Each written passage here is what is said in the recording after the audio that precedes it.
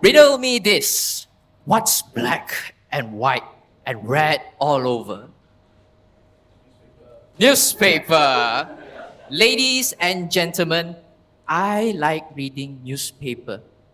I like the touch and the smell of newspaper. Call me old-fashioned, as youth my age uses social media and internet to get the latest info. Whenever I buy myself a newspaper, my friends would say, "Wow, buy newspaper, so diligent." You may wonder, why would a young man do an old man's hobby? Well, it's thanks to my grandfather who shared with me the joy of reading newspaper. Back then, there were 2 pages of comic section, 10 different titles, 2 of which were my favorite, The Amazing Spider-Man and Key's World. Everybody knows the superhero Spider-Man, but Key's World, it illustrates how we Malaysians live with comic relief. For example, "Hello, boss, today I'll be late because it's raining heavily." "What do you mean by you'll be late?" Every day, I would rush straight back home just to read the comic section and fall into happiness. After that, I will flip over to the TV program section, which shows the time of each TV shows for each channel. TV9 used to have cartoons from 2 to 5:30 p.m. TV3 would have blockbuster movies every Friday 10 p.m. 8TV would show the police drama NCIS every Monday 9:30 p.m. And RTM1 is a boring channel. How could I also forget the days where I had to look at the movie's timing from the newspaper? Back then, they even printed the movie posters in the newspaper. That when I see a ghost movie poster, I go, "Ah!"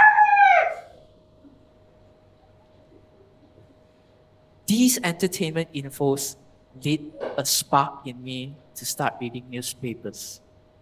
However, my mom was a bit concerned that I'm only reading entertainment news only, even after growing up.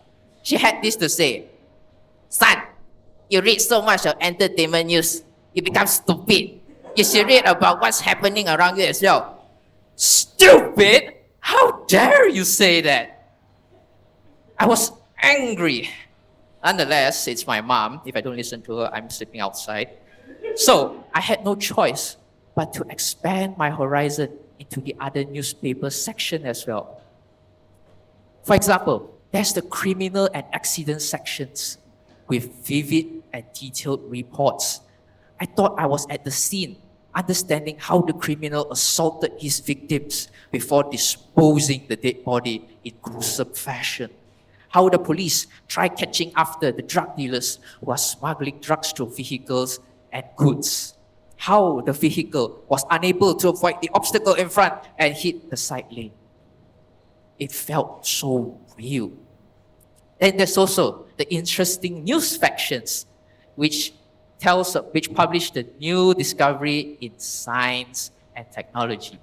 A cure for cancer, AI becoming the newscaster, a new species of fish that can make the sound of a gun. Bang, bang, bang.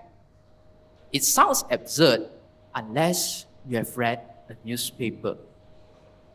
These days, I read about the finance section, not because of the stocks, but because of the professional opinions by experts. They share with you, how do you become a good leader in the team? How do you manage stress in a working environment? Is there such thing as work-life balance and more? All these tips so that I can prepare myself before I enter the workforce. Not to mention about the sports news, which I hardly read because there is no one particular athlete that I'm fond of. I'm just fond of the sports. On the contrary, if the sports news have headlines such as Malaysian badminton team in danger, Lee Chong Wei has things to say, "Oh yes, I'm all eyes to read. What's happening? Huh?" Had it not been for my mother's harsh words, I wouldn't be so heavily invested in a newspaper.